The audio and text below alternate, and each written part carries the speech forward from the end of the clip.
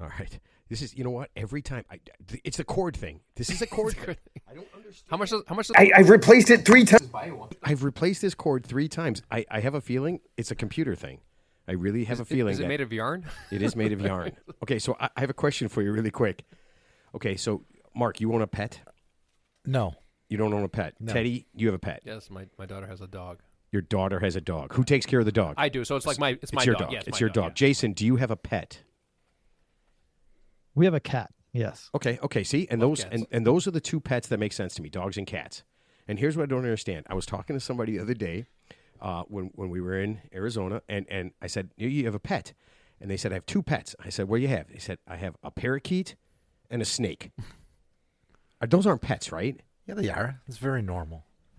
So what? You curl up, watch TV, and you just have the snake jump into your lap. That's and your you just, definition of a pet? Yeah. Something you could snuggle with? Yeah. Jason, do you pet your cat? Oh yeah. Okay. It climbs on us all the time. Yeah. Okay. Do you want a snake, or do birds? I mean, what's the purpose of a bird? I had at a 6-foot red tail boa that slept with me. I did.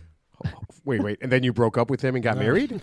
He would get out of his. I had him in a 55-gallon tank, and he got to be 6 feet near the end. But he used to get out. I couldn't keep him in there.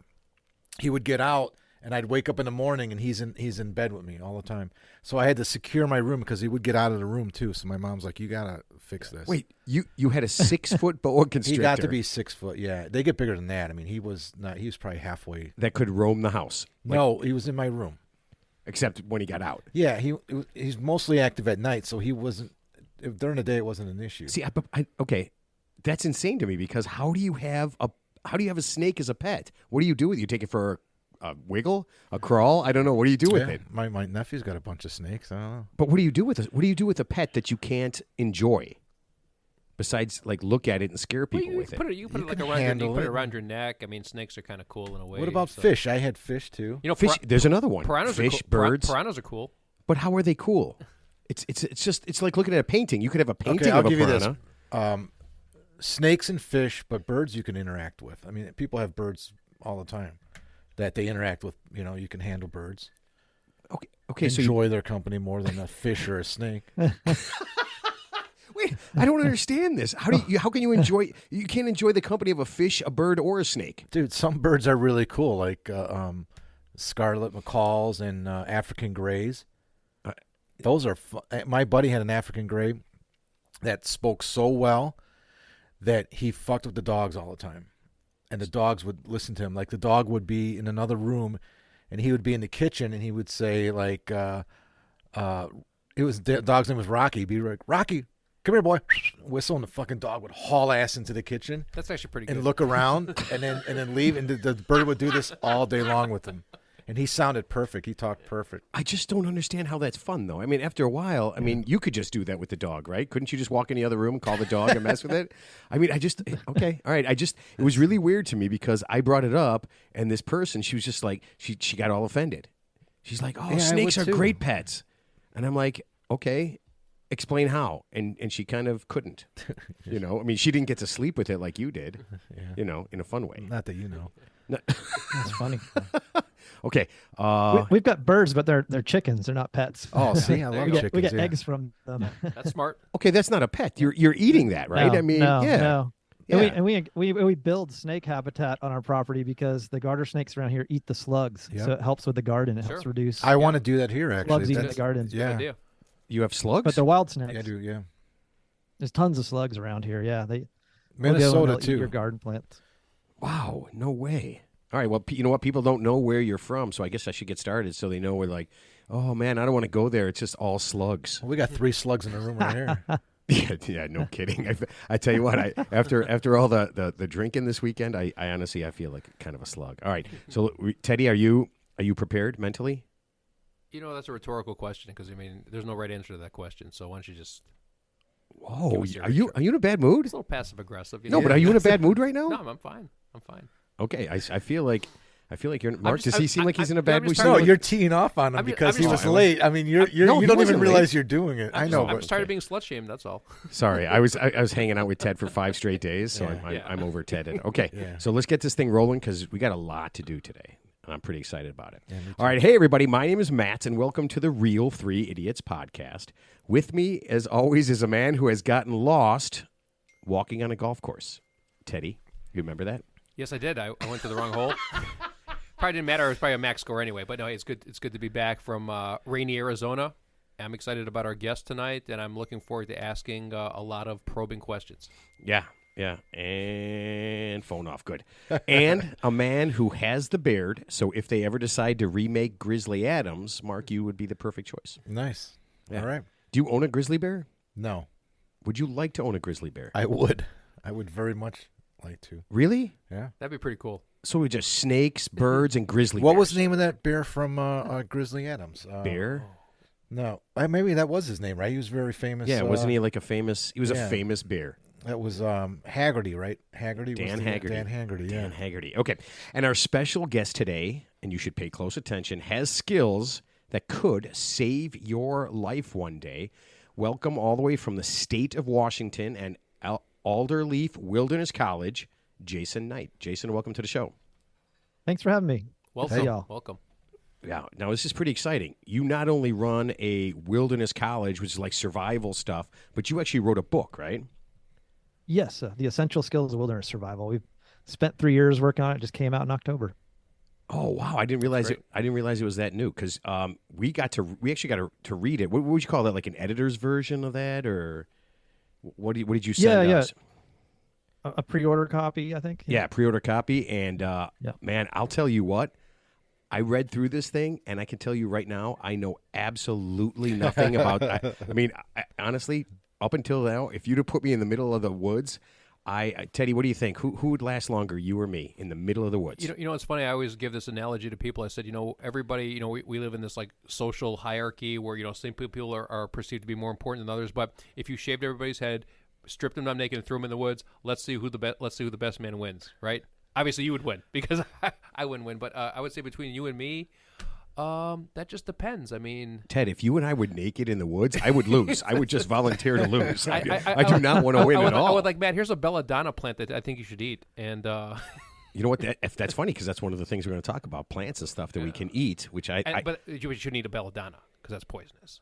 I will not take your word for it. If Jason says we cannot eat belladonna, then I will not eat belladonna. But if he says to get out there and after the show, have a nice belladonna quiche or souffle, I will do it because I'm not that bright. Okay. All right. So before you tell us what Alderleaf Wilderness College does, I want to make sure that when you love this show and you want to learn more about this, you're going to go to wildernesscollege.com, or you can just get on Google and type in Alderleaf Wilderness College, get on all our social media, our website, and all that stuff. It'll have the links on there so that you can get to it.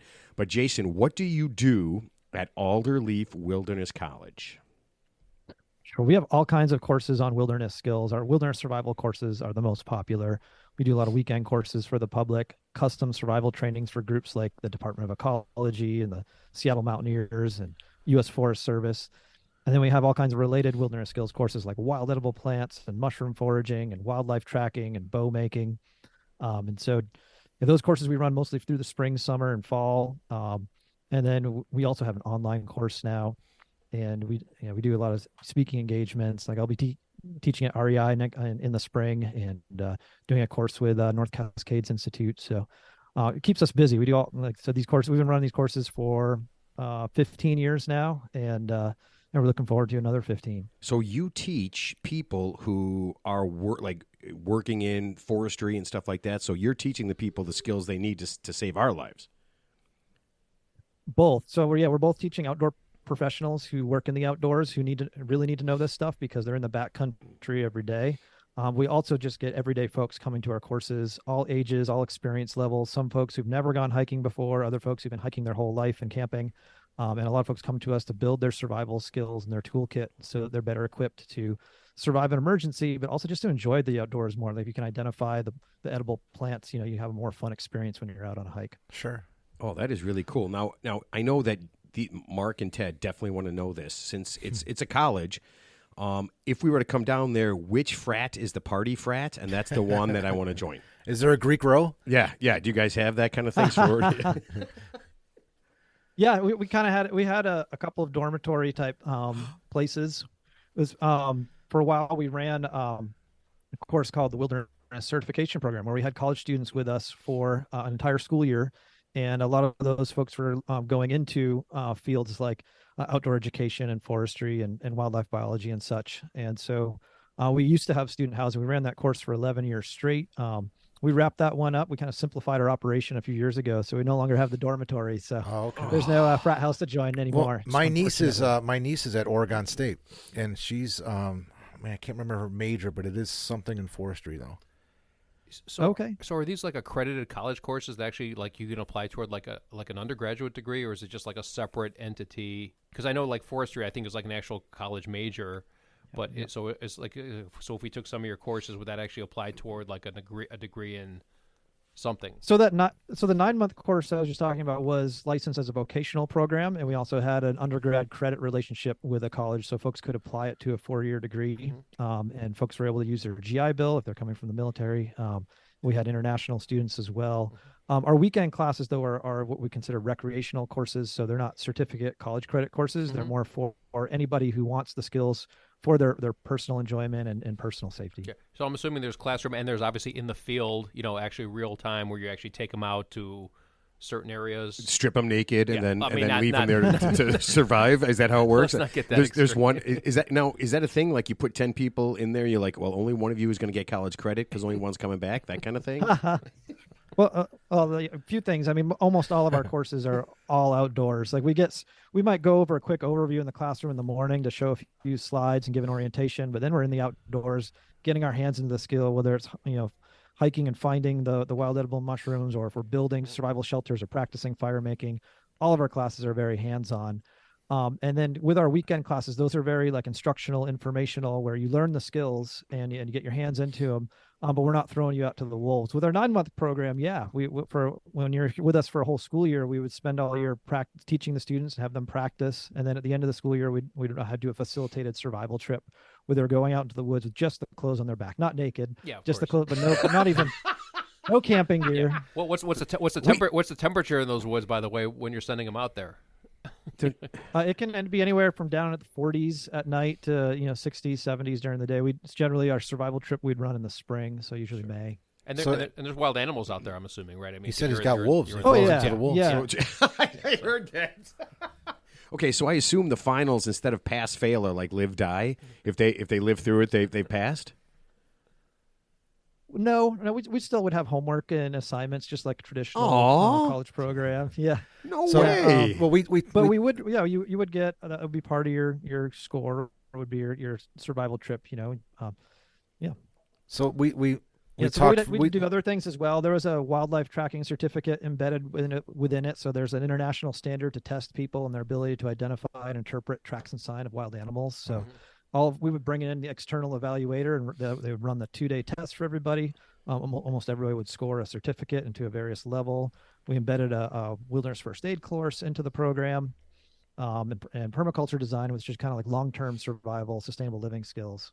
Oh, so I actually saw that. So permaculture, this is kind of cool, right? See if I'm right. It's living off the land without using any of the resources, kind of like being like a zero layout on the land. Is that what permaculture is? Sort of. It's a way to work with the natural environment and provide for your needs for food, shelter, water, electricity, in more sustainable ways. So, like for example, it might be growing some of your own food, might be doing some rainwater catchment off your roof, might be using solar energy or wind or water energy. Might be incorporating some natural building techniques. So it's lowering your ecological footprint and also being more self-reliant. So if a natural disaster were to happen, you might have some of your own electricity, or you might have some of your own food that you've grown and stored. So it's kind of taking the principles of like a short-term survival emergency and applying it to your wherever you live to make your life more resilient. And you said, we chatted off the air for just a second, Matt, but you said it's 15 acres at the college, right? Yeah, you're around 15 acres, bordering against millions of acres of the Cascade Mountains. We're basically on the foothills. Yeah. That's a good classroom. Okay, so that's the thing it's the one thing I kept wanting to look and see. So you guys are right there by the Cascade Mountains in Washington.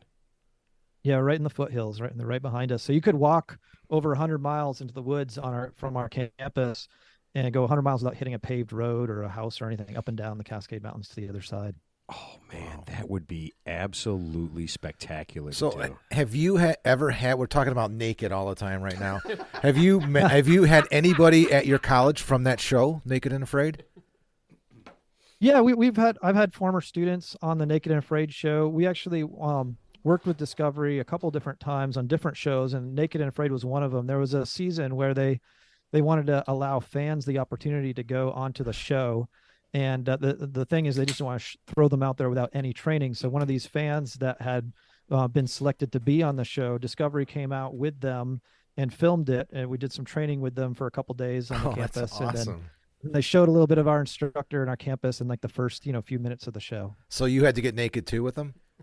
Nope. No. Okay. So in their practice, they were dressed. Yeah. Oh, okay. Yes. So I remember Yes. I remember the show Survivor. I think actually came out. I want to say 20 years ago because I remember the first guy who won it, and that was like the first time we actually saw on TV. Like they just took a bunch of amateurs. I think they were like sort of like semi-clothed naked, but the same concept. Microphone Ted. They just sort of threw them out there in the woods and just said whoever the best man won. And I think the guy who won, I think his name was Richard something. But this was like 20 years ago. You remember the show Survivor? So did you end up seeing that? Was that like any type of inspiration to you? Because I think that actually predates your starting that college there. Yeah, I got involved in this field before Survivor in the 1990s, and I taught at other survival schools for a decade before starting Alderleaf in 2006. Mm-hmm.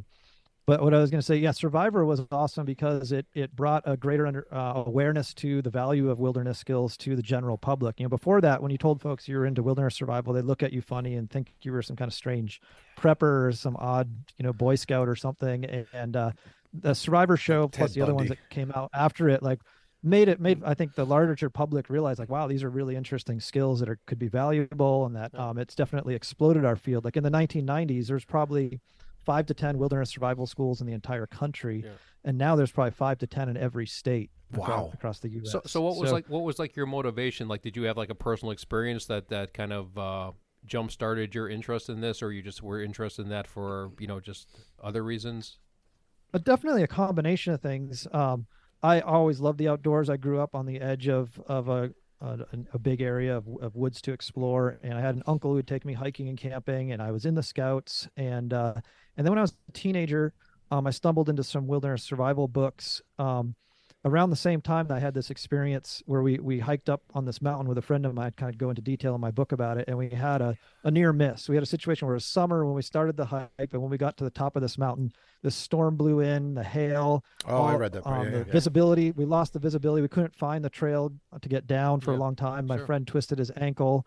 And so it was well into darkness, before we were able to I've gone camping like a couple of times. If you don't have any lighting, it is pitch. I mean, you cannot see your hand in front of your face. So we're talking like pitch black if you're just in the middle of. So Ted, you were stuck in the woods one time with your friend, and you may or may not have survived like Jason did. Jason could have died. Yeah. You were the same thing. In the book, you literally say that. That's how you start. Yeah, that's you how were you start lucky to get out of there. But that's what happened to you. You weren't 65. You weren't 65 feet from your from your car, and you could have just if it got really bad, you could have just gone to sleep in your car. I was in a campground probably, but I still couldn't see in front of me. But it's the same concept though. It's the same concept, of course. Yeah, Oh my God, I love that. Okay, so Jason, let's do this. And we'll start it like this. I want to talk about real quick, like things that anybody can have for survival. Okay, and then I'll give you 3 levels of it. And then kind of give me the differences really quick, okay? So first level, say like you're just going out on a very short-term hike for a couple hours, okay? You might be doing something overnight, okay? And then you might, let's just say you jump off a cruise ship and your girlfriend doesn't pick you up in the boat and you're going to be stuck somewhere for a long time. What just the simple basic things, what's the most important things somebody can have or things that they can have so that they're safe? For a planned trip. For a planned trip. Well, okay. Yeah, there's a kind of 5 things I like to start with. I mean, the first one is just your mental space. Like oftentimes what gets folks in trouble is going down that path of panic. And so we want to try and do our best to have a level head. I use an acronym called using a SPEAR, SPEAR. And so it's when you realize you're in an emergency, stop what you're doing, put together a plan, look at your resources around you and what you have with you. And then it might be, I need to make a shelter to survive the night. So then it's executing your plan so that you can keep your body engaged in improving your survival situation. And then as you complete a task, it's assessing and reevaluating, the A and the R, and picking the next task to improve your situation. So if you can stay level-headed, that's a huge advantage to thinking clearly and not making your situation worse. Like you don't want to be running at night and jumping off cliffs into water where you could injure yourself worse, et cetera. But as far as bringing things, like it's just like carrying a little first aid kit. Depending on how long you're going to be away from society would determine like how many items and how big of a kit to bring. But for a day hike, I always try to think of how I can take care of the basics like shelter, water, fire, and food, and some really compact things. You can bring a Mylar space blanket to help with improving your shelter situation. You have to shelter overnight. A lighter is a super simple tool for getting fires going. It can help you warm up, dry out your clothes, even purify water if you can boil your water on top of it.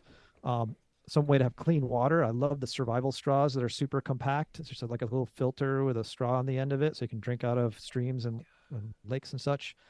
And then a little bit of food. I mean, food's the lowest priority, but if you bring just like a snack bar, a lot of folks have a hard time thinking clearly when their blood sugar level drops. So those are kind of like the first 4 things I think about: shelter, water, fire, and food. But certainly I recommend someone bring at least the 10 essentials or the 11 essentials. You can Google that. The Mountaineers came up with the 10 essentials like 50 years ago. It's since been updated to the 11 systems because we added communication into it. So, that's very cool. I love that. Yeah. Teddy, Well, Mark, do you guys have any of those things in your car? Do you have any of those things in your house? Well, I was going to. I have none of that. I was going to ask the opposite question. Let's just say, so Mike, I guess I was going to ask you this later in the show, but I'm going to ask you this now so I don't forget. So let's just say, sure. Knowing what you know, you were dropped in the middle of the woods. You don't know where you are. You just have the clothes on your back. Oh, thank God. What would you do? Because that's what I want to know. Because whatever you do, I'm going to do the same thing. So like that's because I'm a novice. I don't know anything about this. So like I just want to know what's the first thing you look for? What's the top 5 things you would do without those essentials that you mentioned? Wait, hold on. earlier? I think what Ted's trying to say is after you're done crying. Like are you're walking around? He's doing the spear thing, right? He's stopping. Yeah, that's the first he's thing making he a said. plan, Yeah. right? Yeah. He's Get doing your all head that kind of straight. stuff. But you don't have those amenities, so you don't have that luxury. So what would you do based on just your terrain? Like other than the mental, getting in a good place mentally, what's like the first say top 3 or 5 things you might do? Yeah, the systematic approach is dictated by something we call the rule of 3s in survival. And the rule of 3s basically says you can survive about 3 hours without a regulated body temperature before hypothermia can kill you. You can survive about 3 days without water before dehydration can kill you, and then about 3 weeks before starvation becomes really dangerous. So typically in a survival situation, you want to address your survival needs in that order of shelter, water, and then food. And so the first thing I would do in almost all survival situations, even if it's summer out here, because you can still get hypothermia when it's down in the 60s and 70s at night, is building a shelter. If you're gonna have to be in an emergency and have to spend a night and you don't have any equipment with you, it's building that survival shelter out of sticks and leaves so that your body temperature can stay 98.6. Mm-hmm. And then if you've got time, start in that same day, it's like starting to work on your water systems. Or if you build your shelter and you stay in it overnight, the next day, then you're starting to think about how can I have water, not just any water, but clean water. So how can I purify the water that I might be pulling out of a creek or lake? So, or Ted, your urine question. Oh yeah, Ted wanted to know He's if infatuated I did about have this. a question. So Yeah. I read, for example, people who are like lost at sea. I've heard them, they drink their own urine, which obviously we don't recommend. But obviously, Wait, how do we not recommend that? I'm saying if your survival depends on it, is that even that could be chapter 4 in Jason's book. Drink somebody's I'm pee saying immediately. These are extreme examples, of course. Don't let me get started on cannibalism yet. Don't let me get started on that. All right, so. No, okay, no. I've got Jason. I've got a question. Say you're out there with 5 or 6 friends, okay, and you guys are lost, okay. Mm-hmm. Do you eat the fattest guy or do you eat the weakest person? What would be what would be your? Let's just say your plane crashes. You're not a soccer player, but maybe we got a pickleball team. We're a little bit older. We're not going to play soccer. What would be your recommendation? The weakest or the fattest? I mean, ideally, you're not eating anybody because the natural environment's full of food of all kinds in all seasons. Even in winter, there's cambium, inner bark of trees. That's a survival food source. Jason, let me ask you something. You've got a choice between a beautiful leg steak and some bark. I mean, let's think about this. Let's be 100% honest with this. A leg steak to me sounds. I don't even eat meat, but if I had my choice, I'd go leg steak before I went bark. I think I'll take the tree bark. You would go tree bark. I didn't know that was even edible until you just mentioned it, to be quite honest with you. So like with the it's not the outer bark, but the inner bark, the living part that's a gelatinous material that's got a lot of sugars and starches and calories in it. It's the living layer between the dead outer bark and then the wood on the inside of the tree that's also dead. Really? It's that, and you can scrape down to that layer, and that's what bears survive off of it in the spring. I mean, bears can live off of it for a month or two. We'll do fine on it as well. So. Yeah, it's funny because I was actually thinking. So, for example, in the Chicago area, we have deer, which are abundant in the forest reserve area, and I always think, how do they survive? Because they're just out there. I mean, in the dead of winter, they don't migrate. Yeah. I'm like, where are they? They've taken Jason's class. Where are they? They kill a lot of trees eating what he's talking about. Where do they even sleep at night? I mean, because it gets like 20 below zero sometimes here, and it's just amazing Ted, to me. You don't know where a deer sleeps at night? I don't. A deer house. Yeah. Ted, man. Jason's not an animal expert. He's helping us to. No, but I was just actually opining about like, wow, that's amazing that they can survive. I know they're tough, but Well, this is topical because there is a celebrity missing right now. Did you guys hear about that? No, who's missing? There's a guy in California went on a hike 3 days ago and he has not returned yet. Okay, so here go. Right. So, Jason, if you're going on a hike, say you're this guy and you're going on a hike in California, Okay, no. So, what's the first thing you do? So, say you're planning tomorrow morning. You're going to go on a hike. Just, what do you do so you don't end up lost? Yeah, I always recommend bring a paper map and a compass because a lot of folks, get into survival situations today because they rely on their smartphone, but the smartphones can run out of battery, get out of cell service, they can break. Everything in the world that you can imagine can happen to these things. So bringing a topographic map, a USGS map, which are free, by the way, you can print them out these days, and a compass, and knowing how to use them, it's the best backup to have for navigating and preventing getting lost in the first place. But you always want to tell someone where you're going and when you plan to be out so that search and rescue knows where to find you.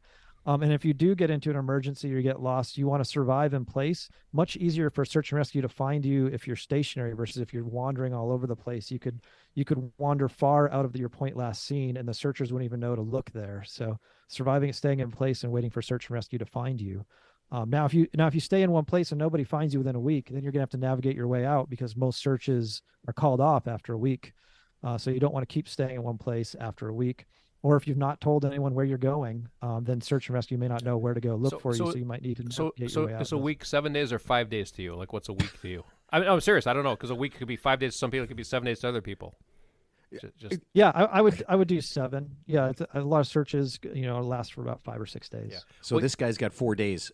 4 more days, and then he's a celebrity. They'll be looking. Well, for I mean, him this isn't. Is fun. he big? Is he an A-list celebrity? I don't want to look it up. I mean, I don't remember his name. He's been gone for 3 days. It's not Alec Baldwin, right? Because no. I feel like they're going to look for him and then just lock him up. So he might have run off. Well, this isn't funny, but we always read these stories, every so often about, like, for example, there was a tragic story of a couple and their baby in California. They went hiking. They passed away due to dehydration. There was a woman who went to the Camelback Mountains in Arizona. She ran out of water. And these are like an hour and a half hikes. But I mean, that heat, when that heat gets on you, it's on you quick, and like I said, a heat stroke comes, like, as you know, just like that. So I mean, water obviously is more essential than food, like you mentioned. Letting people know where you are. I think that's the biggest. That's the best advice. Is making sure somebody knows where you're going and what you're doing first and foremost, right? Sure. And then making sure you have some basics. Stay on a designated trail if you're going on a hike. I mean, that makes common sense. So. Yeah, and some trailheads let you check in, so you can leave a note for, like, if you're going on especially like a longer camping trip, backpacking trip, you can leave your trip itinerary in with the ranger, so they know where you're going. But bringing those 10 essentials or those 11 systems, they're in my book. They're also online. You can Google the 10 essentials. Those are what you bring. And if you look at the 10 essentials, you can choose what to bring as far as a small or large. Like, it could be as small as a space blanket or it could be as large as like bringing your tent and sleeping bag for a camping trip, or to keep in your car or your bug out bag that you keep at home. But you always want to have those 10 essentials even if you're going on a day hike, because you never know, when an emergency is going to come up. And it's one of those things that everybody should everybody should have some basic survival knowledge, just like we should also have a little bit of first aid knowledge. You never know when the situation is going to come up. You're going to need that knowledge. I've come across somebody having a grand mal seizure that was luckily able to turn over so that they didn't choke, or we've had a student who passed out, and because he hadn't told anyone he was hypoglycemic, but these first aid skills, they come in handy. Folks have heart attacks all the time. It's the survival skills are the same way. You may never use them on yourself, but you may be able to help a friend or a family member or something like that. So if I was let's say I was going on like a 2-hour hike. I mean, nothing all day. I just need to bring the top 3 or 4 things. What would you recommend for like a 2-3 hour hike? Keep asking the same question over and over. Teddy, again. listen to the show. He already talked about it. No, but I just want to hear, just because some people don't He know already this. told us. He literally already told us. Well, I want to hear it again because I don't don't know. I'm on a 2-hour hike in the mountains. It's hot. It's like say 100. It could be 100 degrees. Obviously, water is essential. Hat. Maybe. So. Yeah, I always wonder, Jason. I always wonder when we're doing this, how much Ted actually listens to our show. No, I'm listening. I just because most people, realistically, they're not going to bring 10, 11 things because they're not a professional like you. So, I mean, as a novice, we just want to know, like, hey, I'm going on a 2-hour hike. It could be extreme weather. I'm not going like hundreds of miles away, but just in case something happens, top 3, 4 things. Besides water, of course. Go ahead, Jason. Give it to us again. This way, everybody really has it. So in case somebody was like working out, like I listened to the show working out, and I missed that part. Yeah. So I always think of shelter, water, fire, and food. So as I was saying before, I would bring, if you need something super compact, like the space blanket, the Mylar blanket that folds up super tiny. Mm-hmm. It can be helpful for making a shelter. Or wrapping around you if it starts to rain. Okay. I bring not only do I bring enough water or extra water, but a water filter. The survival straw is super awesome for a compact way to be able to filter water whenever you need it. Okay. I bring multiple ways of making fire, so I always have a lighter in my pocket, even though I don't smoke. I carry a lighter with me, and then I also have a little ferro rod that's in the handle of my folding knife. And then bring extra food. I always bring an extra like power bar or snack bar of some kind. Okay. All right, so but I like having a knife with me too. It's an awesome tool for doing a lot of survival tasks. But honestly, it's like you can fit the 10 essentials into a tiny little bag that's about not much bigger than a softball, and you can throw that in your pack. Like I keep one in my backpack, even if it's a short day hike. I have one in my car. I have stuff packed up in my house in case we have a natural disaster or if a wildfire causes us to evacuate. We've got a pack of survival gear to take with us. Oh, so you've got a lot. Yeah, I mean, you've got a lot more things. Being where you're at, you've got a lot more things to worry about than kind of what we have. Like kind of city stuff. But before we do that, I brought out from the back room, my basement. I brought out my knife bucket. I want to show you this knife bucket because you brought up knives, and that was one of the things I saw, like how to pick a good knife. But I want to show you this knife bucket, and I promise I'll take a picture of this and post it online. But I want you to see I have every knife possible. Here, hold on just a second. So, Jason, take a look at that guy. There's all sorts of knives in here. That's like a sword. You're like the Three Musketeers. That's not a knife. Got a machete. Yeah. I got 2 switchblades, but those are for fights only. They're not really for survival at all. It's just in case I get into a knife fight. It's for a duel. Yeah. Yeah. So I got about 50, pretty impressive, right? The knife bucket. Yeah. So it's like I don't know, what do you call it, 5-gallon bucket?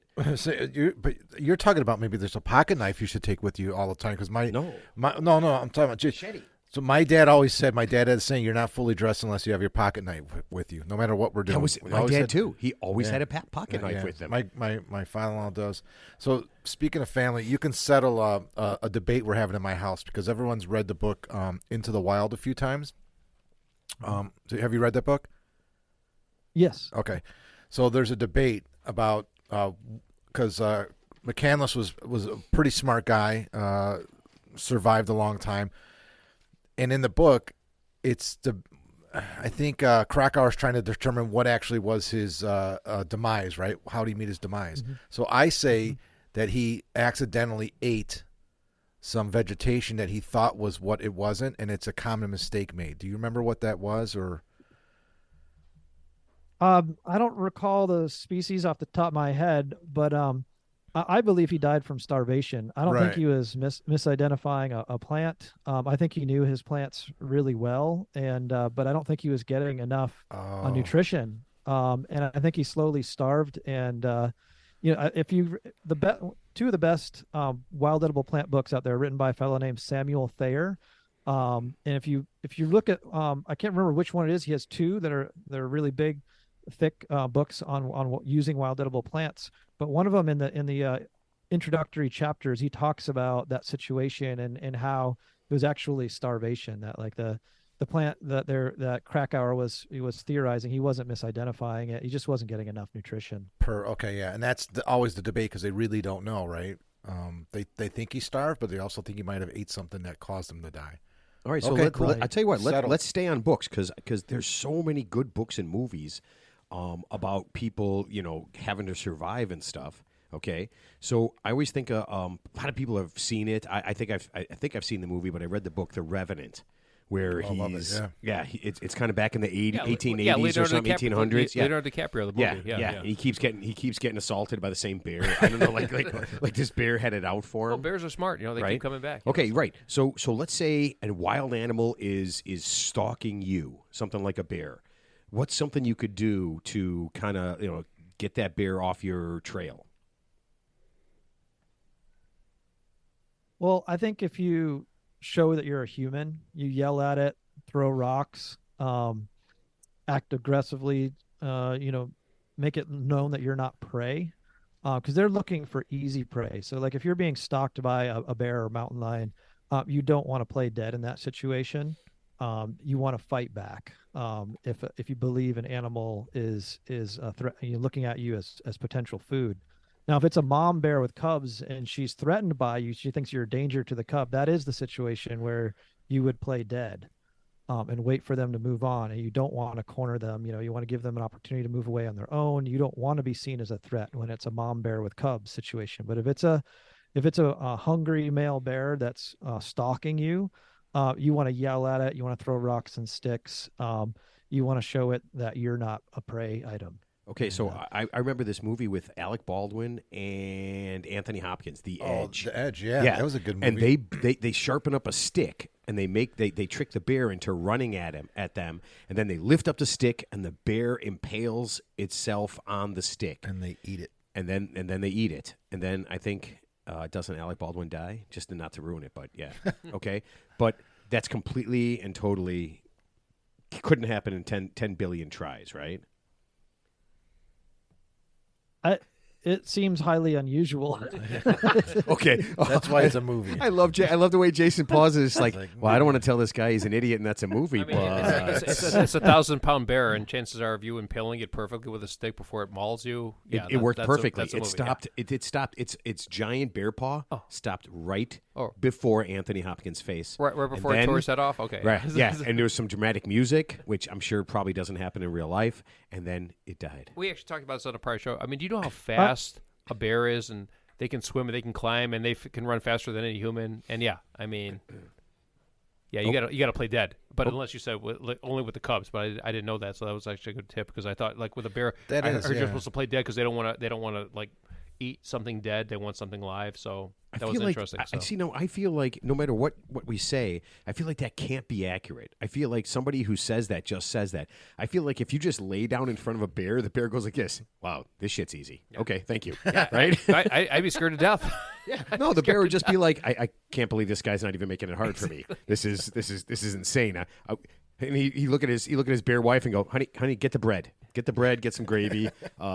I've got a moron laying in front of me. Can you punch him in the snout like an alligator and he goes away or something like that? Oh man, I would love to see somebody try to attack a bear, try to attack him, and you punch him in the face, and the bear just stops, and it's just like, oh man, I'm gonna mess you up right now. What did you just punch me in the face? What am I, Yogi? Okay, all right. So let me ask you this then. Yeah, sure. Life of Pi, right? Stranded on a boat with a tiger. Do you have any tips with that? If you're stranded on a boat with a wild animal. I'm not familiar with that movie. Really? It's like some little kid is on a boat. Book, yeah. Some little kid's on a boat, like a rowboat, with a tiger. Yeah. Yeah, I think I saw 10 minutes of that. I think I saw it on YouTube. So is that pretend? That's pretend also? It's pretend. It's pretend, Oh, yeah. my God. Yeah. Okay. It's based off A lot of anime, yeah. You want to. It's Do not you real. on your at your college? Obviously, it's woody. You got a lot of trees. Do you guys have any tree houses or anything like that? No, I mean we have an outdoor classroom we built out of a cedar tree that fell down on our property. So we turned it into cedar shakes for the roof, like these 2-foot shingles, and then we split apart the the trunk that was like 2 foot diameter into posts in the ground. And so, we made a really neat outdoor classroom space where we have like benches and a fire pit and a dirt floor. And it's like an 8-sided building with a smoke hole at the top. But we have bears on the property. We have black bears. We have mountain lions that are on the property. I have a game camera out back. It just came through the property 2 nights ago. Another mountain lion. I spent a number of years working as a wildlife biologist doing mountain lion studies around here. And then I spent 7 summers doing wolf studies in Idaho. Nice. And certainly encounter a lot of bears out here. Like it seems like every fall, it'll be like, right around October time. And, I'll be getting ready to go to bed, and I hear our llama making his humming noise, which is like the way he alarms at danger. And it's two falls in a row now. I've come running out with my flashlight, and a big old black bear comes jumping out of our apple tree, and I chase it down the road. And the llama's like, dude, I told you he was here. What are you doing? So let's just say, you're on a trail somewhere. You're not even a survivalist. You're like, you hear this in California. A mountain lion comes down, a bear comes down. It's right in front of you. The best thing to do, like you say, be aggressive and make yourself seem bigger than you are, so it runs away. Is that the tip? Yeah. So. You want to give it plenty. Like if it's cornered, you want to give it an easy escape route to get away from you, because they're generally afraid of you. But you want to make yourself look big, wave your arms, yell, throw sticks and rocks. Right. You want to be aggressive towards them. That's appropriate response for mountain lions. And bears will sometimes bluff charge. I've had friends happen to them. When I used to track bears a lot, I would carry a really sturdy walking stick in case I ever needed to bop it on the nose or something. Well, I didn't have any scary situation. I've had friends have to bop a bear on the nose. And I've had friends charged by a grizzly bear. Luckily, it was a bluff charge. But when I've gone to grizzly bear country, like in the Tetons, I carry bear spray, and not in the backpack, but like holstered on my belt, ready to go. That's like a pepper spray, right? Bear spray. Yes. Yeah. Okay. Yes. We have a team of bluffing bears here in Chicago. In fact, they lost 10 in a row. All right. So let me ask you this: are you more likely to live? Let's say you're lost. Are you more likely to make it out? Okay, if you're by yourself or if you're with a group of people. And here's why I'm asking. I know it seems kind of counterintuitive, but if you kind of use your spear technique, right, where you stop and you plan and that kind of thing, does a group of people and like one or two, like if you have like 6 or 7 people, do 1 or 2 people, can they kind of screw this up? I mean, what do you think is kind of like you're more likely to kind of make it out with? Oh, I think it's great to have a group of people, because then you can tackle your challenges together as a group. Like a group shelter for like a few people is much quicker to build than trying to build a warm enough shelter all by yourself. So the shelter making aspect goes a lot faster. And then you can divide and conquer. If you're trying to work on multiple projects, you could have a team working on building a fire or purifying water, and another team looking for food. So you can work together as a team. So now you're talking about society here. I would be more on like Team Ted Bundy. He did pretty good, didn't he? Is he one of the most like famous survivors? No, he's a serial killer. Ted Bundy is a serial killer. Who are we talking about? Yeah, but I mean, he lived out in the woods for how many years? Did he? Who might? Ted Kaczynski. Ted Kaczynski. Holy shit! I'm just you're thinking of the Unabomber. No, I'm sorry. I'm this is not a true crime. No, seriously, like Ted Kaczynski was an amazing survivalist, right? No, he lived he had a cabin. Yeah, but he lived in the Nebraska. middle of nowhere. Yeah, but he was just nobody recluse. knew where he was a hermit. Right. So here's my question. So how exactly do you build? Like, okay, I don't know anything about anything. I'm in the middle of the woods, and you say build a shelter. How do you build? Like, what do you build it with? How would you build it? Like, I don't know anything. I always get my Psycho Teds mixed up. Yeah, I know 3. I want to build a shelter. How do I do that? Yeah. So normally we're talking about keeping ourselves warm, because hypothermia is usually what we're worried about in North America. Even in the summertime, it gets cold at night. And when you're by yourself, you want to think about a shelter being like a giant mummy sleeping bag, because the mistake of a lot of novices make building a shelter is you build like a roof and you climb inside, and it's just this big open space that's just as cold as the outdoors. Sure. So what you want to do is you find the right spot in the ground, and you have one branch that's a ridge pole above you to form the roof, and then you have side branches coming off called ribbing sticks. Okay. That form the sides. So it's making like a tiny tent just big enough for your body to crawl inside of. Sure. And then you put tons of what we call debris, which could be leaves, pine needles, evergreen boughs, ferns, mosses. anything that creates dead air space and insulation. And so you Right. pile up the debris on the outside to be as tall as you are, as wide as your arm span, and you pack the inside full of debris. And then when you crawl in, you leave a little tiny door that you just crawl in feet first. You want to be sure that you're crawling on top of the leaves so they're underneath you also as a mattress. If you're sleeping against the ground, the cold ground will sap all your heat out. Mm-hmm. So you want to be like a squirrel in a nest, essentially. Like you're crawling into this giant mummy sleeping bag, feet first, and you leave a little bit of opening to get fresh air. But that leaves and debris will insulate you just like a sleeping bag insulates you.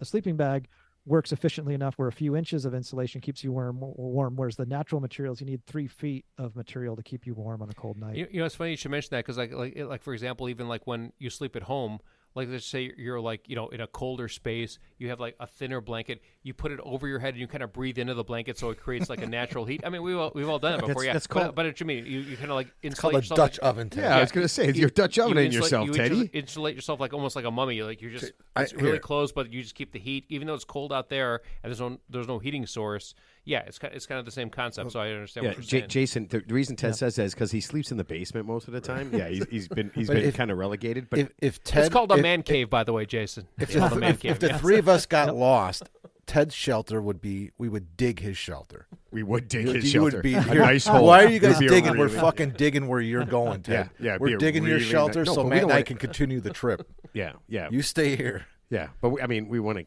keep him alive for leg steaks. I mean, we don't want to. We want to have. We're gonna marinate him. Yeah. We're gonna marinate. Okay, him. so this is important. And it's funny when you talked about putting all that stuff in there and getting in there.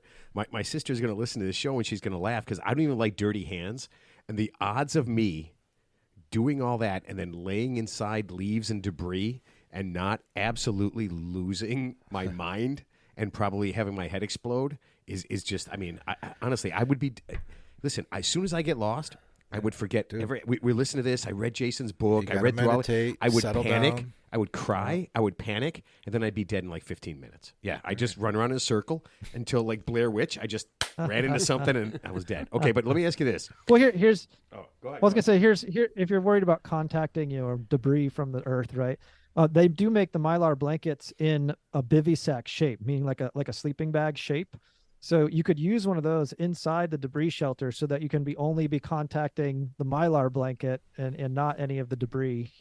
The other thing that some folks do is they'll take a little bit of like punky wood and get it smoldering for the coals from the fire, put that on the inside of the shelter to kind of smoke out any potential bugs that could be in the debris. Oh my God, I didn't even think of that. God.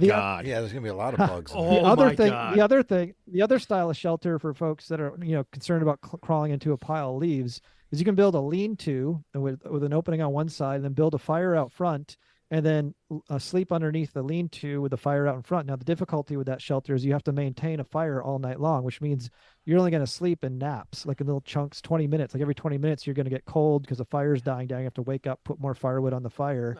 But then you're relying on the warmth of the fire to keep you warm rather than your own body heating a shelter like a sleeping bag works. So there are options for folks who are concerned about getting dirty. I'm just terrified of this. Okay, so let me ask you this because again, staying on movies. All right, if I don't have a volleyball, like I said, I'm trapped on an island. Okay, and I don't have a volleyball, like Tom Hanks. Yeah, Wilson. Yeah, but I don't have a volleyball. Yeah. What other sort of gym equipment would work best as a friend? Do you have? I mean, do you guys teach that? Is that a thing? No, but that's Has anyone ever asked you that before? no, that's an interesting question. Because I think of a fire as something that helps you stay in one place and helps you have something to take care of, and they call it sometimes wilderness TV. That it provides a level of entertainment, and so that's why I always recommend having multiple ways of making fire. Because if you can build a fire, it makes your spot where you're surviving in place feel like a little bit of like gives a sense of place or home where you can stay there. You're like, I've got this fire, it's keeping me warm. Maybe I'm cooking my food, purifying my water. I can make this will help searchers find me. The best way to help searchers find you is to build a large smoky fire. But I think that's better than having like some kind of object that you talk to. But it reminds me of the mental game is really important. There's a book called Deep Survival, and they go through all these survival stories of different people who survived and others that don't. Sometimes it's an outdoor expert that dies. Other times it's somebody without any survival training and survives just fine. And it comes back to this mental aspect, like the will to survive. Like, can you keep a level head? Can you, think about your reason why you want to live?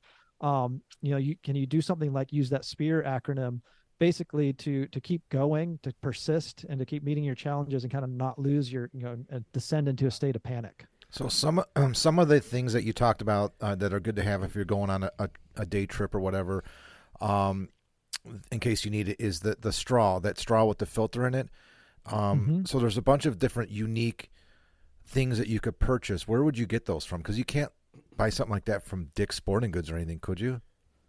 Oh, a lot of those things you can get on Dick's, REI, Cabela's, Amazon, a lot of camping stores online. They call them survival straws or water filter straws. Okay. You can get those there. There's different types of survival fire starting kits. It's there's a lot of interesting stuff on the market. There's ferro rods, which is like the modern version of flint and steel, where a ferro rod has these metal components that help you create a spark when you strike carbon steel against it. But then what helps to go with that is tinder material, like dry, fluffy, dead material that will catch a spark and help you turn it into flame. We would use Ted's hair. Like the classic way to do it is take cotton balls and warm up some Vaseline, soak the cotton ball in the Vaseline, and you can fit a whole bunch of those like in a little film canister. Oh, bring those with you. But they have modern day versions of that, where it's like that. You take a little block, you pull it apart because it has some fibers in it, and then you throw the spark onto it, and that lights up. You know what? Honestly, I feel like everyone should have to go through this. Like everyone should have to have at least a couple of weekends, like maybe like one weekend every couple of years to do this. I mean, just on the off chance, if you could spend a couple $100 to learn how to do all this stuff, right, and get out there and really be part of it. I mean, this is something that could legit save your life. Where would you stay if we traveled to Washington for like one of your like, what's the shortest class you have? Yeah, we do a lot of one-day classes and 2-day weekend courses, and anyone who comes up for a class can camp overnight while they're here taking the class. We have tenting sites in our meadow by our classroom and in our forest, and we keep our classroom unlocked overnight. It's got a bathroom in it, and we would need hotels. And then there's hotels nearby too. Yeah, we're about 15 minutes outside Monroe, and there's a couple different hotels and Airbnbs in the area. Yeah, the three of us are either going to be in your house or at a hotel when we're not at school. I'm an avid indoorsman, just so you know. I mean, I would do this literally to survive. Here's the main well, here's the other thing. So many folks over the years have said, "I'd love to come out and take a class, but I live on the other side of the country. It's a big deal to get a plane ticket and travel out there," which is why we created the online courses. So many folks were asking us for an online version of our survival training, and so we put together our weekend survival course into an online version. And it's called the Essential Wilderness Survival Skills. So that's available. It's on our website, wildernesscollege.com. And then that's also why we wrote the book too. Is a lot of folks were asking, I would love to have this in kind of a book format that I can take with me. So we spent 3 years and came out with a book that covers these core skills. But I would love to see this taught in schools someday too. I think it's basic human skills that everybody should have. I know up in Canada, for a lot of towns and remote areas, they do teach this as part of their public schooling. I've had students come down and say they got to do this in some of the remote towns up in Canada. But I think it's something everybody should have, because we're all human beings, and we all are going to probably be in the outdoors at some point in our life. And even if we don't go in the outdoors, like, we have natural disasters that come through our neighborhood, and it's just nice to know how to take care of your basic human survival needs, even if it's like you lose power because of a hurricane, and now you have to purify your water or make a room of your house warm because you don't have heat for a period of time. So. No, I agree 100%. And actually, here's the funny thing: as most novices, as we are, we're not going to have. Let's just say you're in that life and death situation. We're not going to have those 10 things that you talked about, because they're novices. They have no clue. So I think with most people, what they want to know is like, hey, I'm out there unexpectedly, and I got to live. Don't ask this question. Live or die. No, I'm just saying this rhetorically. No, I'm saying this rhetorically. Yeah, and so it's like we don't have knives, we don't have lighters and stuff. So I think that's what most people want to know is like, how do you survive with just the clothes on your back and just your bare hands? That's what most people, I think, want to know, because, like I said, we're not pros. We're not pros like you, Ted. Yes. I think the key is this. The key is what Jason is saying is, you could go out and probably spend less than $100 and have the 10 survive. I mean, way less than $100. No, Yeah. I agree. I agree. But I'm saying, and you can have those things in your No, car but most or in people- your yeah, house. but most people I mean, I don't even are have not- those things in my house. most No, people and have- that's yeah. they're not We gonna- should all have No, those but things with us. that's a Yeah. valid point. That's what Yeah. my book is about. It's about how Yeah. to do it without gear, because most I get- survival situations, they're It's, they're defined- it's unexpected. It's unexpected. Like you don't plan on Yeah. being in a life or death situation. Then you're there, and then My sister's gonna be so mad what, right So now. what are you gonna do when you're just like out? Like I said, my plan is I'm gonna go on an hour hike. I'm gonna come back. I'm gonna go to I'm gonna go to a nice restaurant. I'm gonna have a nice steak dinner. And now I'm just stuck and I have nothing. That's what people want to know. That's what people want to know. So yeah. Right, and that's what we cover in the book, and I'll talk about that. It's about like gear is great, but most survival situations start because you didn't expect to be in it. You and didn't have expect nothing. it exactly. And so we go over shelters you can build from just sticks and leaves or whatever you find in the forest. We go over friction fire, which is how to make fire by rubbing sticks together. And there's lots of different ways you can make friction fire. They're all difficult, but the least difficult one is one called the bow drill method. And I've had That is kindergartners awesome. make bow drill fires. I've had grandmothers make bow drill fires. It's something that is. So how do you do that? Because I have no idea. I've seen it on TV. It's a I don't know. process. It's really cool. I mean, it is really cool. That was one of the coolest things that I saw on your website. It's basically you get a stick. I mean, you're making like a bow and arrow thing. I wasn't talking to you. I was talking to the expert. But I mean, there's no way he's going to be able to explain how to do all that. And I mean, it's you a can? difficult And you process. can? No, but it's a difficult process. But right, let's it's hear it. really cool. No, it's a really cool process that everybody should learn. But we have something that we have to do because Mark and I kind of put together an idea. We wanted to help you make some more money. Okay, not just on your things, but we had some things that you could endorse that that you could make that would help people when they're out hiking, and then you can make some dough on this. And I thought this one was pretty cool. A book of excuses about how your spouse died while you were camping, whether it was accidental or intentional. Okay, seriously. So No, I'm serious. I need to make a fire. I have nothing. I don't have the 10 essentials. I'm out in the middle of nowhere unexpectedly. Can you tell me how to make a fire, in your professional opinion? Yeah, there's the friction fire kit would be the bow drill. You make it out of dead branches. Dead branches, okay.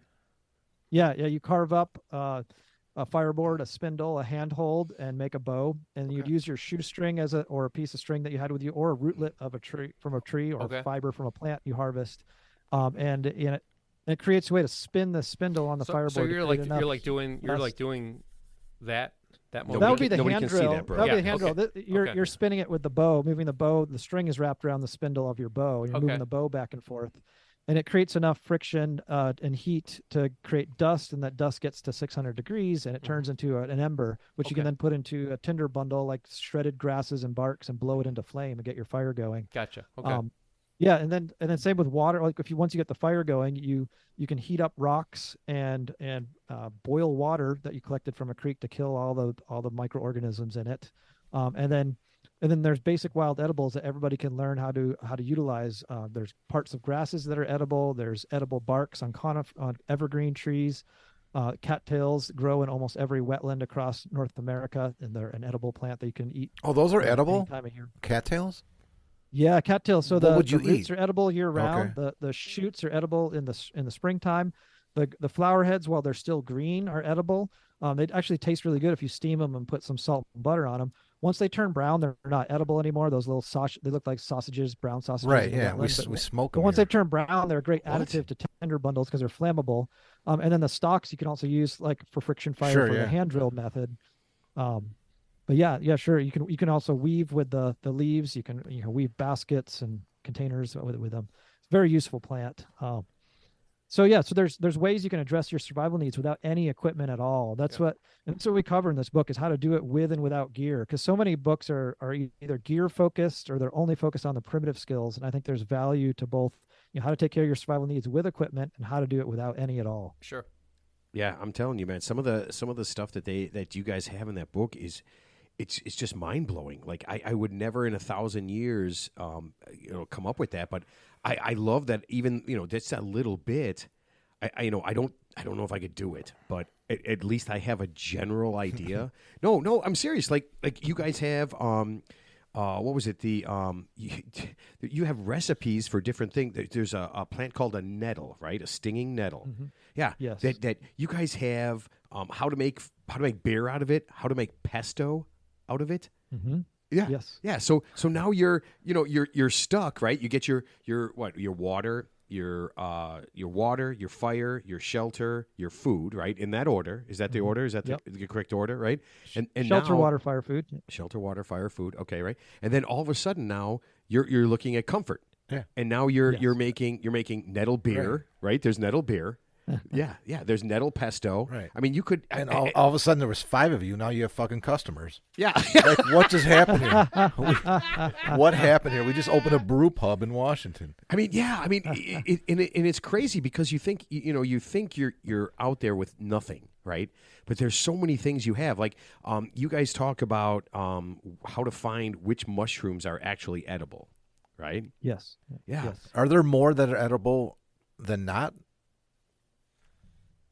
Yeah, there's only a handful of poisonous, and then there's a bunch that are kind of neutral. They're not very digestible. They're not necessarily poisonous. And then there's select few that are very good to eat and very digestible and very common and easy to find. And then when you guys are doing this, I mean, people come to you, and you guys have a thing on primitive hunting tools. Do you have people that are just like, they come to you and they're just like, you know what, I don't want to be in a city. I don't want to even be in a town. I want to find an open space, and that's where I want to live for the rest of my life. And then, they kind of get these skills are you teaching them these skills so they can just say, you know what, I don't want phones. I don't want TV. I don't want any of this stuff. I just want to be alone. I don't want to hear anybody nag sounds me. like my aunt and uncle in Southern Illinois. They have an outhouse. You're scaring me now. No. So yeah, with our 9-month course, it wouldn't be uncommon to have some folks come into the course that really have that as a goal. I think as a society we kind of romanticize that whole idea of like that lone survivor living out in the middle of nowhere somewhere. But I think for anyone that goes down this path of learning these skills, I think you get to a certain point where you realize like that isn't the romantic idea of it that you once had, and that however, you find a new middle ground, that there's a way to integrate these skills and this connection with nature to your lifestyle. And that might be urban, suburban, or it might be rural and remote. But it tends to go more towards that permaculture direction of like how we can work with nature, but like, still live as part of society and utilizing the tools. Like I think when you go on a survival trip, when you come home, you appreciate like being able to turn on the tap and have clean water, or be able to go to the grocery store and get food, or to be able to crawl into a warm bed, or have a wood stove or a heating system in your house. Like those things, you realize how hard they are to recreate in the wilderness. I'm not lying. My aunt and uncle live in Southern Illinois, south of Carbondale and Anna, and they live exactly like you're describing. They have an outhouse. They do have running water, but they didn't for a long time. They have a huge garden. They're not vegetarians, but I mean they'll eat meat once in a while, but they don't have any livestock or anything. No, but I mean they my uncle is really, really intelligent. The house is built. They have a heating stove. That's it. They do all their cooking off it as well, but they've got a room that faces south. That's all windows, and they got the floor that he laid is a stone that absorbs the heat and then radiates in the evenings. It's incredible. I mean, their place is awesome. I mean, it's beautiful. It's great, and they live off the land. And I mean, I love going there. I mean, they've been there for 40 years. So, do you have people that are kind of like us? I mean, we are as city as city can be, right? Yeah. The three of us. I mean, obviously, if we were thrown into the woods, Mark would survive. He's got a beard. I think that's a. I mean, that's a key, right? I can harvest the bugs out of my beard to eat. I could survive on the bugs alone. Okay, there you go. There's a question I wanted to ask. Curious. Jason, how many different bugs have you eaten? Oh, I don't know. I've eaten like most of what stuff I eat are like the larvae that live inside of wood. Like if it's a white larva that's living inside of wood, those are generally safe to eat. But things like ants and grasshoppers and crickets, things like that, is there an app? Is there an app to log this, like Untapped? Yeah. Where we could log like vegetables. I mean, like insects instead of the things you want to beers? avoid. The things are anything bright colored. Like if it has bright colors, that's usually a marking of it being poisonous. Like around here, our millipedes have bright yellow and orange on them. Like that's a clear sign that an insect is poisonous. Okay, so I could not touch a. Hey Ted, we're doing a show. I could not touch a millipede anyway. There's Oh, I no could- way. no. They're way too gross. Wait, there's a centipede. There's a millipede. It doesn't matter. Whatever they are, difference? there's absolutely no way that I could do that in 1,000 years. I could never do that ever. Okay, so let me ask you this: do you guys have any thoughts on expanding? Okay, to like survival. You ready? On other planets. Things like that, like extreme things. I know science fiction, we're kind of moving on. Have you ever thought of like training like astronauts or anything like that where, they can kind of live in, kind of different things? Yeah, no shit. What's that movie with Matt Damon? He's stuck on the planet. He had to like do No, the but compost seriously, thing. right? I mean, if you're helping that, are there thoughts about helping people to live in like kind of extreme things? I know it may or may not happen, but is that an actual thing? And if not you, are there people who are doing things like that? Yeah, we've not done any training for astronauts or space programs. I have one former student who was working at SpaceX and then was working on another project where it had something to do with research for folks being able to go to Mars in the future. And I believe like one of the things they're doing is there was that I can't remember the name of it. It was biosphere or something like that, where they had that's in an I area heard of that. that was like under glass, a large area under glass, where they're trying to be self-sufficient as if they were living on Mars. Yeah, that and, was like, in staying that Tucson. thing. You guys were just there. Yeah. And so, yeah, so I know that either NASA or other programs are looking at those types of things. But yeah, I mean, survival skills have to be applied, very carefully on other planets, and it's not something I've had time to explore, and not something that we do. But I know it's out there are folks doing that.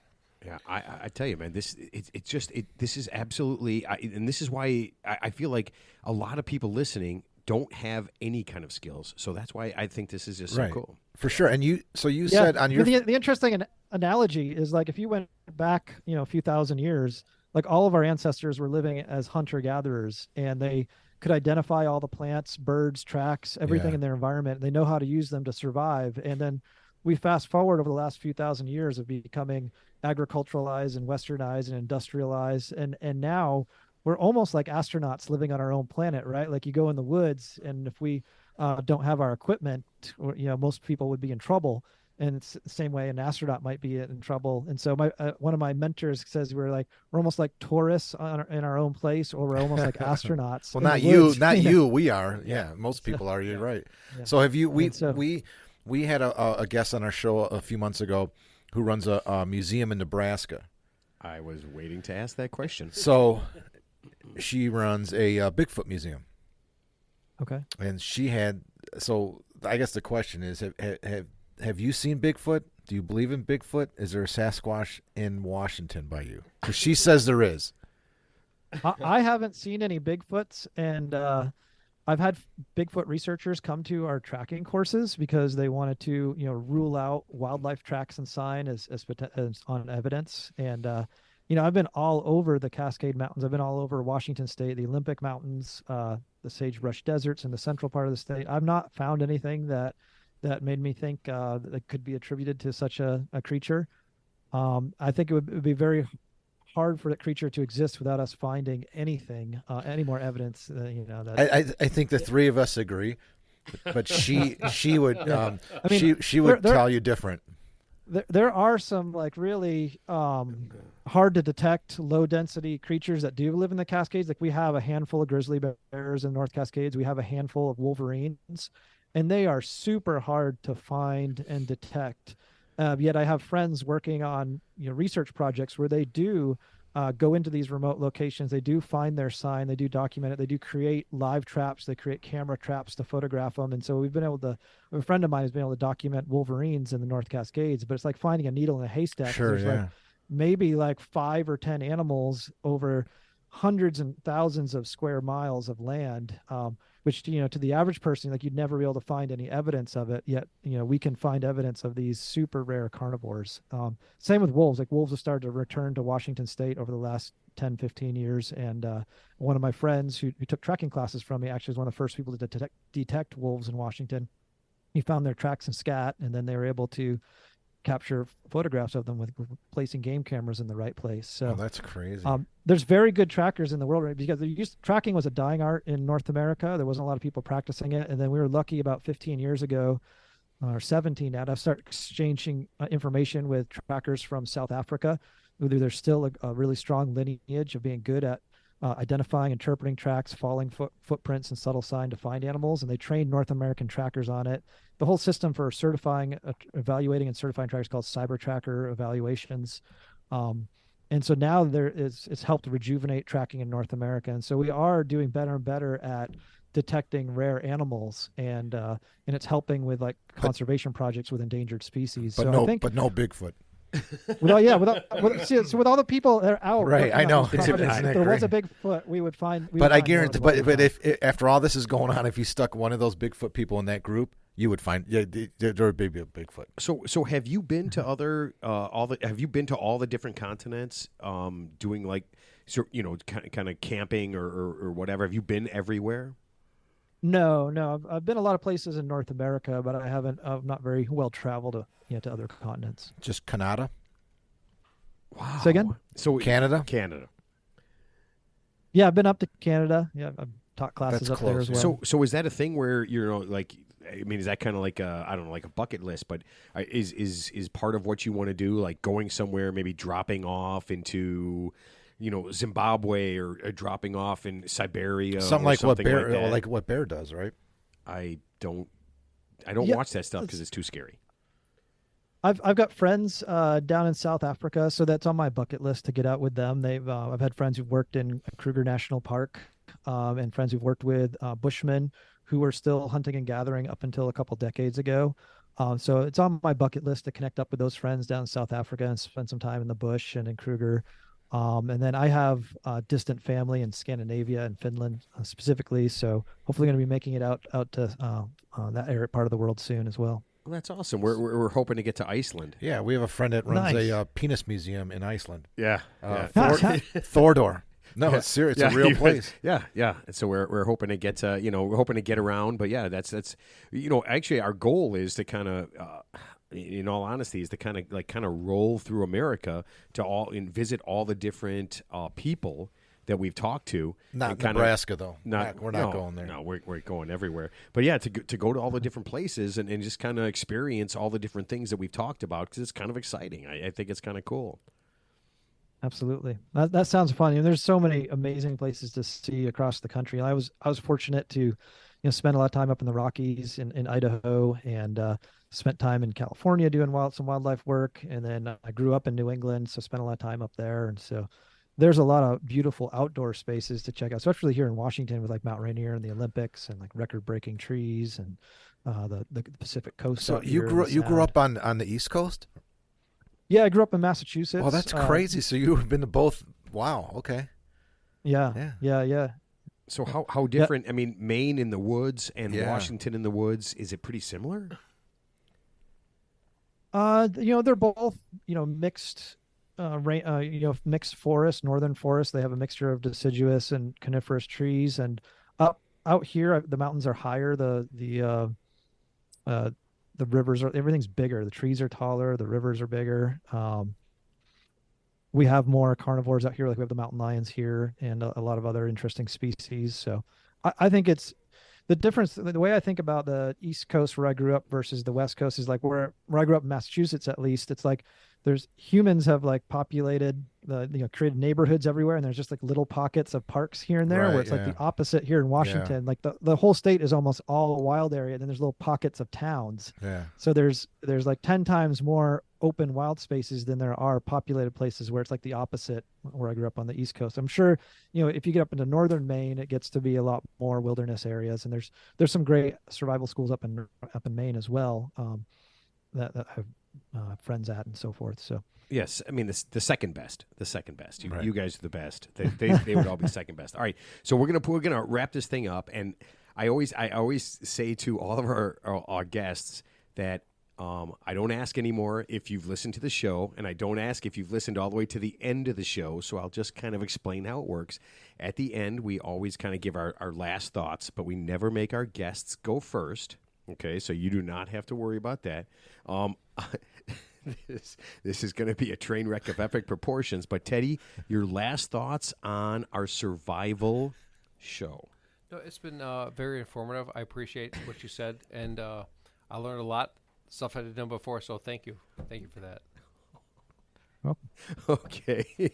Seriously. No. I didn't know. I know you didn't know. know. I know you didn't know. All right, Mark. Last thoughts. I'm really excited about. I didn't read your whole book, but I'm going to buy it. I'm not going to just read the version you gave us. Thank you for that. But it's really interesting. It starts out great, and I would encourage everybody to look up your school, buy your book, go online, look at some of the videos you have. The basic stuff is so interesting that it may just take you somewhere we never expected, and you might just delve deeper into this and actually go camping, which I've never done as an adult. Wait, you've never camped? Not as an adult. We used to go as a kid, but that's a long story. But yeah, no. And when I started reading your book, that's the first thing that came to mind. I'm like, you know what? We need to go as a family. My family need to go camping, and this is a great way to start, like researching a little bit about what we're going to get into. Mark, I'll take camping. Yeah, camping. I don't trust anybody named Ted. Oh boy. Okay. Man. Okay. Oh boy.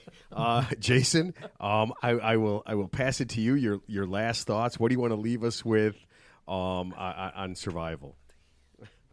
Well, I'll just say something more about the book. One way that I tried to make it very different from the other survival books that have been out there is we want, instead of having like 300 skills with not enough information on any of them, we wanted to cover a handful of skills that would actually be very helpful to learn and to give you enough information from start to finish, all the steps, so that you could do it yourself. And so I think it's a great starting point for folks. And also it's got a lot of color photographs and diagrams, which makes it really a quick read, just a quick perusal of it. And I feel like you'll have a better sense of what you need to know to be safe in the outdoors. And so, yeah, I think it's a great starting point. Agree. It's, Yep. You can find it on Amazon or on our website. And yeah, thanks again for having me on. It's been a blast. I'm really passionate about sharing these skills with others. And I do want to see these skills taught in schools someday. And until then, we're going to keep doing our best to kind of get these skills out into the world in unique ways. And it just excites me that more folks are interested in it, that these survival shows have increased like the interest level in wilderness survival, and that there's now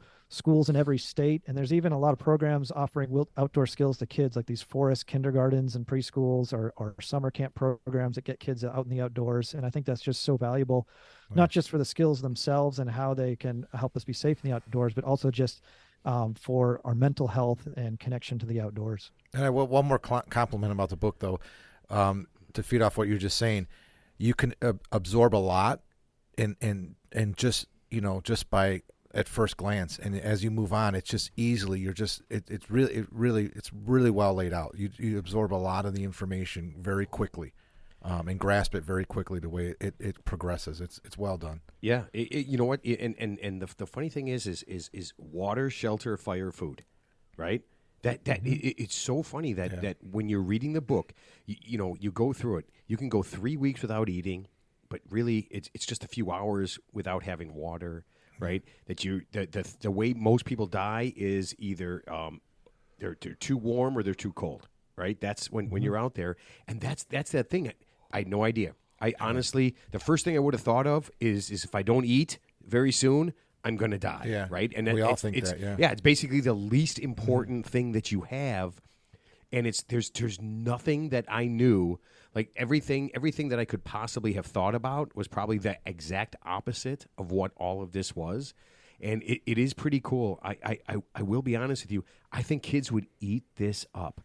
If every kid, and I don't care if you're in the inner city, wherever you are, if you could take a weekend every first grade, second grade, keep going up and just kind of learning these things, I think people, the stories like Teddy talked about, where the girl goes on a hike for an hour and a half and she ends up dying of heat exhaustion, or the ridiculous family that goes out with a baby and goes hiking and they get lost and they die. I just don't think these things happen if you have any kind of if you had the basic knowledge, these Right. are easily avoidable tragedies. Absolutely easily avoidable tragedies that and I got to admit, as much as I'm an avid indoorsman, the outdoors are pretty cool. Yeah. I mean, we spend so much time trying to get in the summertime, especially here in Chicago, you spend so much time trying to be outside when it's nice out. Yeah. And, you get that, what do you call it? That affect disorder when you're stuck inside the house Yeah. and you're not getting any sun,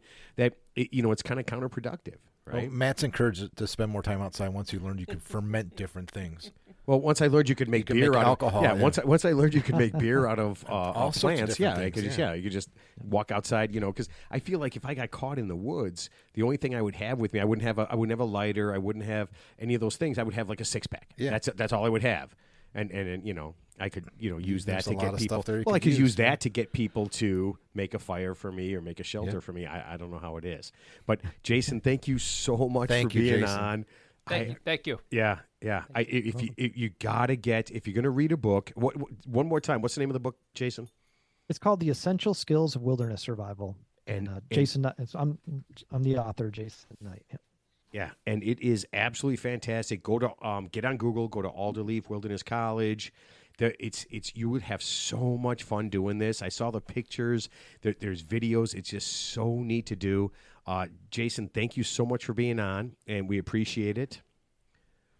Thanks for having me. All right, and Thank you. Thank Yeah, Thank you. and fellas, I'll tell you what we're gonna do. We're going outside right after this. As soon as we're done with this, we're going outside. Teddy, it's okay. We're gonna strip naked. Okay. Not me, but go ahead. Yeah, we are. Yeah, we are. Outside my backyard, last man in wins. Perfect. Does that sound good? Done. Jason, Some cold training. Yeah, you can never be more happy that you are thousands of miles away, and you don't have to be part of this, man. Thanks, Jason. Take care, buddy. Thank All right. you, brother. Thank Hey, you, brother. everybody, have fun, and we will see you next week.